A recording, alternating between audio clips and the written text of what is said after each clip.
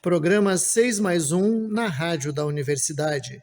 Um programa sobre literatura infantil e leitura, feito pelos autores Alexandre Brito, Antônio Chimenec, Caio Ritter, Christian Davi, Gláucia de Souza, Laura Castilhos e a presença de um convidado. Este programa foi selecionado no edital de chamada para seleção e veiculação de conteúdos na Rádio da Universidade em maio de 2025. 6 mais 1. 6 mais 1 na Rádio da Universidade. Livro em Foco. Olá, hoje no nosso Livro em Foco vamos conversar um pouquinho sobre a obra, sobre a biografia de Charles Dodgson, um dos grandes autores da literatura para a infância e para a adolescência. Talvez você não tenha ouvido falar neste autor ainda, mas com certeza já ouviram falar da sua obra máxima para a infância, As Aventuras de Alice no País das Maravilhas. Pois é, pessoal, o Charles Dodgson é o nome do autor inglês Lewis Carroll, o autor da famosa Alice. Ele foi um escritor fundamental, sobretudo porque ele popularizou o estilo literário do nonsense, né? Aquele universo que flerta, que conversa com o universo do sonho e do pesadelo. Misturou fantasia, humor e lógica em suas obras, especialmente nas mais famosas, né? Que são as histórias de Alice. As Aventuras de Alice no País das Maravilhas e Alice através do espelho e o que ela viu lá. É interessante dizer também, né, que o surgimento de Alice no País das Maravilhas se deu a partir de um passeio que o Charles Dodgson, né, o Lewis Carroll, fez com as meninas Liddell, as filhas do reitor da faculdade onde ele trabalhava. Lewis Carroll era muito afeito à infância, tanto é que ele, além de professor e de matemático, ele também foi fotógrafo, se especializando em fotografar, sobretudo, crianças. Então, num passeio com as irmãs Liddell, ele conta, né, a história de Alice a partir dos elementos que ele ia vendo durante o passeio. A história, então, dessa menina curiosa, dessa menina aventureira, né, é escrita por ele com o título de Alice no Subterrâneo, a pedido de Alice Liddell, né, uma das filhas do reitor. Ele escreve, inclusive ilustra esse livro, presenteia Alice Liddell em 1862. 3 anos depois, ele reescreve o texto, acresce ao texto episódios que não estão na primeira versão, né, que foi presenteada à menina, inclusive um dos grandes episódios, né, um dos personagens mais imagéticos e icônicos de Alice no País das Maravilhas, o Chapeleiro Louco, não faz parte da primeira versão, mas sim apenas da versão que foi publicada em 1865. Mas além, né, das aventuras de Alice, Lewis Carroll também escreveu Sylvia e Bruno, A Caça ao Snark, além de também ter popularizado, né, um tipo de poema chamado limerick. O limerick é uma construção em 5 versos, né, em que o primeiro verso, o segundo e o quinto rimam entre si, e o terceiro e o quarto também. E sempre nós vamos ter no limerick algumas situações inusitadas, né, que flertam com o nonsense, que flertam com o impossível, que flertam também com o humor. Veja só esse limerick. Havia um tapeceiro bastante original que usava um chapéu feito de folhas de jornal, cujo bico sempre erguido ficava às vezes caído, por causa, dizia ele, da umidade ambiental. Esse limerick, vocês vejam que ele rima, né?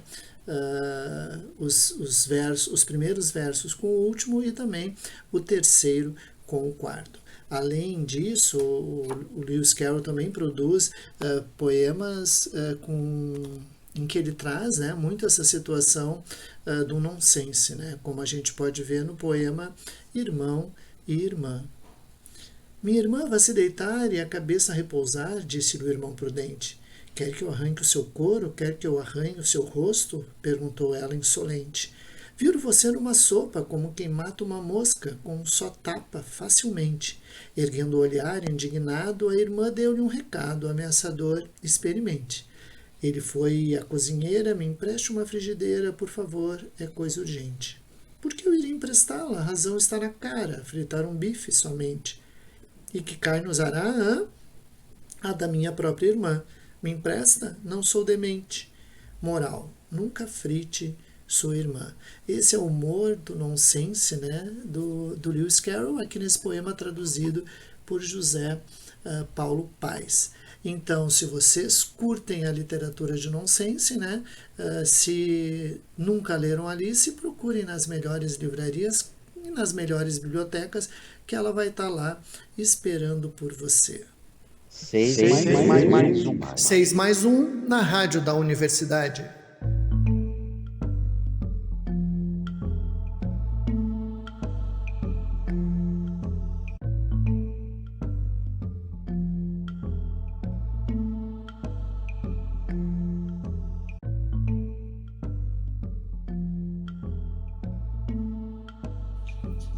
Programa 6 mais 1 na rádio da universidade. Um programa sobre literatura infantil e leitura, feito pelos autores Alexandre Brito, Antônio Chimenec, Caio Ritter, Christian Davi, Glaucia de Souza, Laura Castilhos e a presença de um convidado. Este programa foi selecionado no edital de chamada para seleção e veiculação de conteúdos na rádio da universidade em maio de 2025.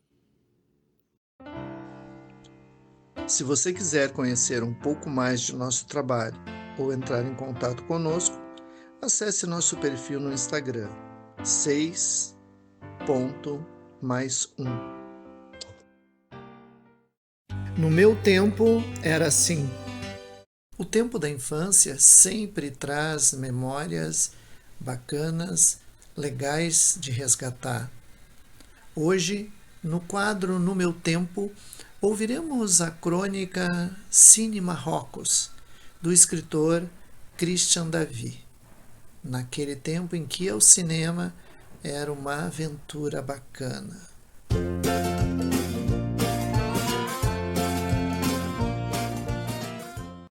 Cine Marrocos. Moro perto do Marrocos, não do Marrocos país, mas sim do cinema Marrocos, ou pelo menos do que restou dele. O cinema Marrocos foi responsável por várias tardes de sábado de total encantamento. Localizava-se na Avenida Getúlio Vargas, quase na esquina com a Avenida José de Alencar, e para mim era um colosso, algo de outro mundo, imenso, quase um palácio. Foi lá que assisti pela primeira e inesquecível vez o filme Guerra nas Estrelas. Não se dizia Star Wars naquela época. Devo confessar que assistia todo o filme sentado no colo de minha mãe, que me repetia tudo em português, já que só havia a cópia com legendas e eu não sabia ainda ler. A sala de cinema propriamente dita, do Cine Marrocos, era gigante. O teto ficava muito lá em cima e a sensação era de entrar em uma câmara frigorífica imensa. As paredes de azul pálido, em contraste com as velhas poltronas vermelhas que rangiam a cada movimento, contribuíam para essa sensação. O saguão do cinema era espetacular, talvez velho e mal cuidado, mas tinha um quê de solene e de gala. Era de praxe explorarmos o balcão que vendia todo tipo de doces. Eu sempre escolhia ou uma caixinha com bibs, que só tinha um único sabor como opção, ou a famosa bala azedinha em um saquinho difícil de abrir e que deixava todos com os dedos melados. Ainda no saguão existia algo que me fascinava, uma espécie de fonte, poço dos desejos. Era, na verdade, um chafariz em mármore branco que raramente funcionava, mas que ainda assim era usado para arremessar moedas e fazer desejos. Devo ter atirado 1 ou 2 moedas naquele chafariz sob a supervisão de minha mãe. Apesar de não precisar especialmente de dinheiro naqueles anos, eu sonhava em catar todas aquelas moedas e separá-las por tamanho, valor, ano de cunhagem, etc. Sempre tive essa ânsia de colecionador. Há muitos anos, o Cine Marrocos foi desativado. No local da grande sala funciona um estacionamento de carros. O saguão e outras áreas foram incorporados aos novos comércios, desconfigurando totalmente aquele espaço quase sagrado. Para minha grata surpresa, ao ir a uma barbearia que fica no local do Cinema Marrocos, encontrei o piso original, alguns degraus e até um corrimão ainda inteiros e bem conservados. O proprietário da barbearia é também um fruto daqueles anos e veio me contar sobre o corrimão metálico todo orgulhoso, que ainda conservava ali dourado e brilhante. Coloquei a mão no frio metal e por um momento vi uma mão menor por baixo dela. Meu menino continuava subindo aqueles degraus e visitando Marrocos, ansiando por aquele tempo em que a vida ficava em suspenso. 6 mais 1. 6 mais 1 na rádio da universidade. 6 mais 1. Há muito tempo, quando você não havia nascido ainda, nem a sua avó, muito menos a sua mãe, aposto até que nem o seu tataravô, num país muito distante, existia um rei. Veja só, eu também não era nascida, nem fui eu quem inventou esta história. Só a conheço porque um monte de gente já contou. No entanto, ninguém sabe quem a inventou. É uma história do tempo do onça, como dizia meu pai. Só que eu não consegui até hoje descobrir que tempo é esse. Pode ser até que você já tenha ouvido esta história, mas não tem problema, porque como você já deve ter ouvido dizer, quem conta um conto aumenta um ponto, e eu, por minha conta e risco, sigo aumentando ou diminuindo pontos neste conto. Olá, ouvintes! No nosso quadro 6 mais 1, hoje vamos contar com a presença de Georgina Martins, a autora deste livro que eu acabei de ler o início para vocês, O Menino que Não Queria Ser Príncipe e Outras Histórias Encantadas, publicado pela editora Edelbra e ilustrado por Laura Michel. Georgina Martins é carioca, é professora, escritora e colunista da revista Ciência Hoje, doutora em literatura brasileira e especialista em teoria e crítica da literatura infantil e juvenil. Ela é autora de diversos livros, entre eles O Menino que Brincava de Ser, Minha Família Colorida e Uma Maré de Desejos. Tudo bom, Georgina? Bacana ter você aqui com a gente no nosso quadro 6 mais 1. Que espaço o livro e a literatura tiveram na tua infância, na tua adolescência? Em que medida eles foram te construindo leitora?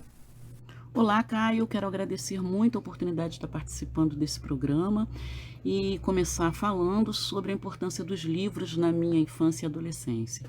A presença dos livros na minha infância, ela se deu através do imaginário dos meus pais. Nós não tínhamos dinheiro para comprar livro, eles não podiam comprar. Então, o que eu tinha era uma cartilha da escola, onde tudo estava misturado, não é? Um poema de Castro Alves, do Olavo Bilac, com história, geografia, ciências. E só depois, muito depois, que a situação melhorou e que meu pai pôde começar a comprar livros para mim. Mas eles dois, tanto meu pai quanto a minha mãe, sempre valorizaram o conhecimento, porque a vida deles foi muito difícil, né? A vida deles foi muito pior do que a minha foi na infância. E na adolescência eu tive a sorte de estudar numa escola muito boa, não é? Uma escola pública, municipal, e os professores todos indicavam livros, até o médico da escola, o dentista, indicava livros. E aí meus pais já estavam com uma situação melhor e começaram a comprar esses livros. Então os livros sempre foram uma paixão, e os meus pais valorizavam muito o conhecimento, né? Lá em casa, os livros eram a nossa religião.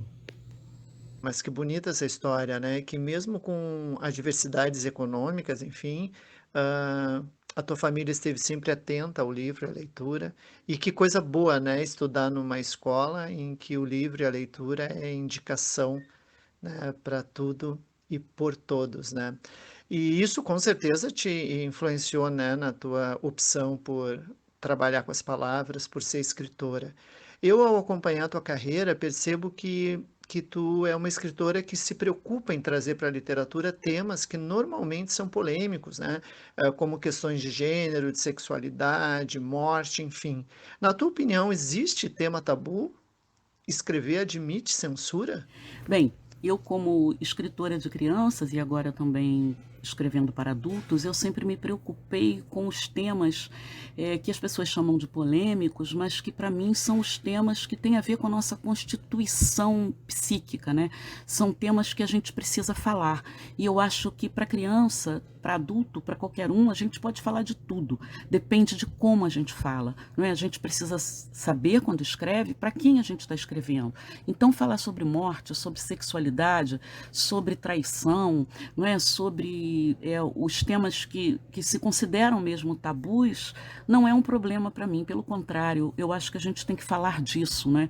Porque a gente tem uma visão de que a infância é um pedaço sempre feliz da vida, né? Uma nostalgia da infância, e não é assim, né? E eu vejo a literatura como um instrumento para restaurar a vida da gente, um instrumento para nos fazer ultrapassar uma série de barreiras, e acredito que a literatura pode nos salvar de muita coisa. Muito bonito isso, Georgina, perceber, né, a literatura como um instrumento para ultrapassar barreiras, um instrumento de salvação, né? De fato, a literatura é abertura sempre, né? Nesse sentido, me diz uma coisa, qual foi o personagem criado por ti que, na tua opinião, mais impactou os teus leitores?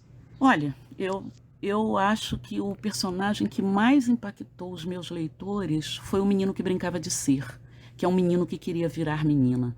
Então, foi um impacto na época muito grande. É um livro do ano 2000, quando ainda não se discutia essa questão seriamente, né? Como o preconceito era muito maior, né? O preconceito com as pessoas LGBTQIA+, que na época se falava GLS. Então, o preconceito era muito grande, sobretudo quando se tratava desse assunto com crianças. Então, acho que foi o personagem que mais impactou, que é o Dudu, né? Que é o personagem do livro O Menino que Brincava de Ser, escrito no ano 2000. E quando surgiu, o desejo de ser criadora de histórias, e por que, Georgina, escrever para jovens? Meu desejo de escrever é desde pequena, né? Desde que eu aprendi a escrever, eu sempre pensei que eu queria escrever para todo mundo, né? Eu já quis ser várias coisas: professora, bailarina, artista de circo e médica, né? Então, escrever para mim é dialogar com o outro, né? É falar sobre a minha vida, é falar sobre a vida do outro, é me compreender e compreender o outro. Então, eu sempre desejei escrever, mas eu escrevo desde muito tempo. Eu escrevia poesias na adolescência, como toda adolescente, né? Mas eu só fui publicar em 99, né? Eu já estava com 40 anos. Mas escrever foi desde sempre. Legal essa relação, né, com a palavra lida que depois se torna desejo de palavra escrita, né? E a importância também, né, da leitura estar presente na vida da criança o mais cedo possível, né? Por isso, eu queria te fazer uma última pergunta. Na tua opinião, que leituras devem ter espaço na escola e na família hoje? Olha, eu penso que todas as leituras devem estar presentes na escola e na família, não é? Os contos maravilhosos devem estar presentes desde cedo na vida das crianças, na vida dos pais, na vida de todo mundo. São histórias sem censura, não é? São histórias de censura livre. Então, e literatura. A literatura tem que estar presente desde cedo, porque a literatura nos ajuda a viver. A literatura possibilita a empatia, a literatura possibilita, nesse caso, que a gente se coloque no lugar do outro, que a gente compreenda os motivos do outro. Então, e a literatura faz com que a gente viaje, a literatura é evasão, a literatura é tirar a gente do lugar e balançar as nossas certezas, não é? Então, eu acho que na escola, na família, em todos os lugares, os livros todos de literatura têm que estar presentes. São os livros mais importantes, apesar de eu gostar muito também dos livros de biologia, de ciência, mas a literatura dá conta da vida. De fato, Georgina, a literatura dá conta da vida. Bacana ter você aqui no nosso quadro 6+1, falando sobre o teu processo de escrita, sobre a tua literatura e mostrando, na verdade, né, o quanto a arte, a literatura transforma, agrega, enche a alma de bons momentos e de muita emoção. Georgina, então, agradecemos a tua presença.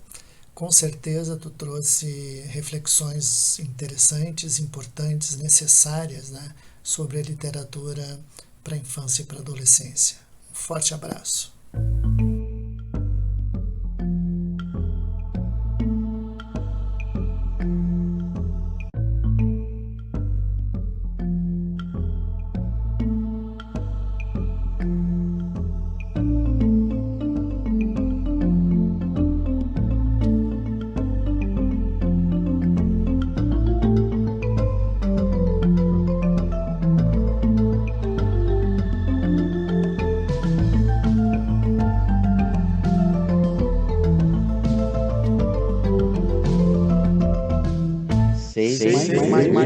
6 mais 1 na Rádio da Universidade. Programa 6 mais 1 na Rádio da Universidade. Um programa sobre literatura infantil e leitura, feito pelos autores Alexandre Brito, Antônio Chimenec, Caio Ritter, Christian Davi, Gláucia de Souza, Laura Castilhos e a presença de um convidado. Este programa foi selecionado no edital de chamada para seleção e veiculação de conteúdos na Rádio da Universidade em maio de 2025. Se você quiser conhecer um pouco mais de nosso trabalho ou entrar em contato conosco, acesse nosso perfil no Instagram, 6.mais1. Palavra de leitor. E a dica do nosso quadro Palavra de Leitor é da Laura De Santi Coupo, de 14 anos, aluna do Colégio Militar de Porto Alegre. E aí, Laura, qual é a dica? Agradeço imensamente pelo convite, é uma honra participar desse programa. Bom, depois de refletir bastante, eu decidi comentar sobre o livro Música ao Longe, do Érico Veríssimo. Clarissa, personagem principal, é professora numa pequena cidade no interior do Rio Grande do Sul, onde mora na casa dos pais. Mas a sua família passa por uma grande crise econômica, e com um pai orgulhoso, um tio bêbado e dramas fúteis de cidade pequena, Clarissa só observa e escreve no seu diário. Nele ela captura a essência de uma vida simples, e do passar das estações em uma linguagem típica do Érico Veríssimo. Até o mais comum do dia a dia dos gaúchos se tornou prazeroso de acompanhar. Se eu pudesse descrever em uma palavra, seria de leveza. É tão agradável, a leitura flui e a história lentamente acaba da mesma forma sutil que começou. Música ao Longe representou um suspiro na rotina. Cada vez que eu abri o livro, a paz daquela pequena cidade e das reflexões de Clarissa me atingiam por completo. Por isso foi uma leitura tão agradável. Valeu, Laura. O grupo 6 mais 1 agradece a tua participação no nosso programa e a tua dica de leitura. 6 mais 1 na Rádio da Universidade.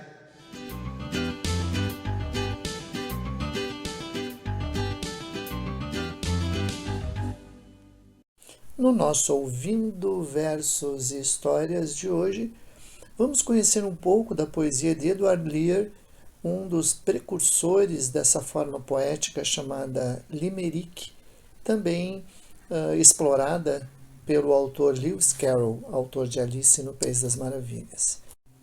Havia uma velha de Cubatão que vivia dentro de um latão. Ela o pintou de amarelo, para parecer mais austero, a plácida velha de Cubatão. Havia uma jovem de Ladra que tinha a cara quadrada. Ao sol, na sua melena, ela usava uma pena, deslumbrando todos de Ladra. Havia um velho da Bahia que se sentou na sacristia. Quando disseram, "Tá maluco?", exclamou simplesmente, "Cucu", o repulsivo da Bahia. Havia um velho do Rio que tremia de tanto frio. Pôs roupa de lã, chapéu e escarpã e se protegeu do frio. Havia uma jovem de Florença que dormia na despensa. Os ratos a perturbavam, mas bolinhos os acalmavam. Tão sensata essa de Florença. Havia um velho de Formoso que era muitíssimo vigoroso. Ficou de pernas pro ar até o colete corar. Esse eclético de Formoso.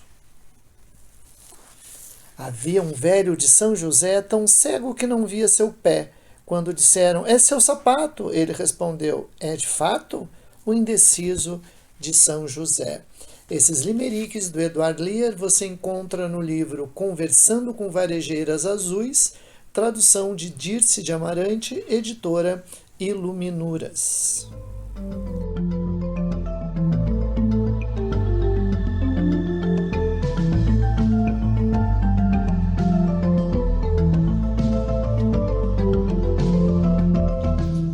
Programa 6+1 na Rádio da Universidade. Um programa sobre literatura infantil e leitura, feito pelos autores Alexandre Brito, Antônio Chimenec, Caio Ritter, Christian Davi, Gláucia de Souza, Laura Castilhos e a presença de um convidado. Este programa foi selecionado no edital de chamada para seleção e veiculação de conteúdos na Rádio da Universidade em maio de 2025. Se você quiser conhecer um pouco mais de nosso trabalho ou entrar em contato conosco, acesse nosso perfil no Instagram, 6+1.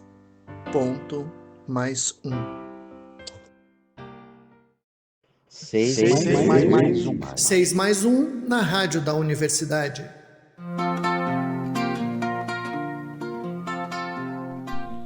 Hoje, no Poemas Cantados, nós vamos ouvir Cantiga do Dia Inteiro, letra de Gláucia de Souza com música de Jorge Herman, do livro Cantigas de Ninar Vento, com ilustrações de Cristina Biazetto e publicado pela editora Fisares.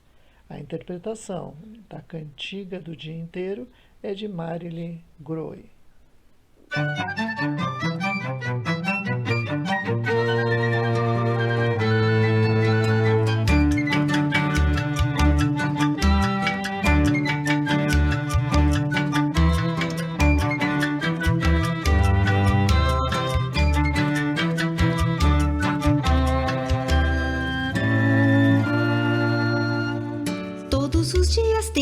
Todo dia um vai pra roça, todos os dias tem missa, todo dia um vai pra roça, todo dia um trem que passa, todo dia alguém se coça, todo dia um trem que passa, todo dia alguém se coça.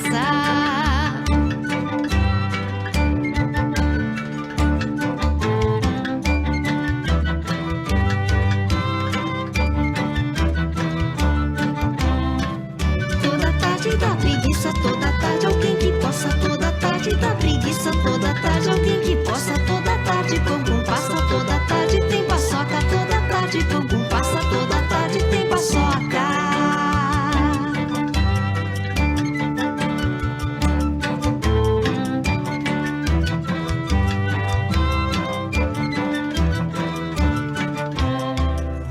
Toda noite lua roliça, toda noite o céu se troca, toda noite lua roliça, toda noite o céu se troca, toda estrela faz pirraça e vem dançar na rua nossa.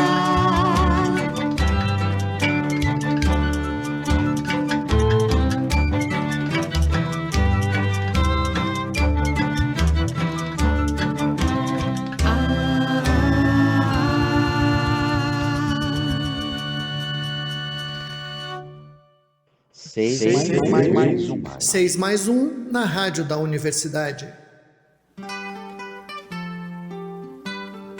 Programa 6+1 na Rádio da Universidade teve a produção do coletivo 6+1, apresentação de Caio Ritter e técnica de Jorge Fox.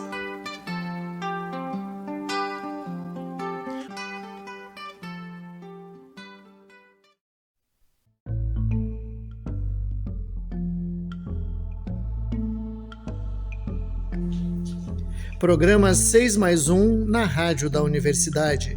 Um programa sobre literatura infantil e leitura, feito pelos autores Alexandre Brito, Antônio Chimenec, Caio Ritter, Christian Davi, Gláucia de Souza, Laura Castilhos e a presença de um convidado.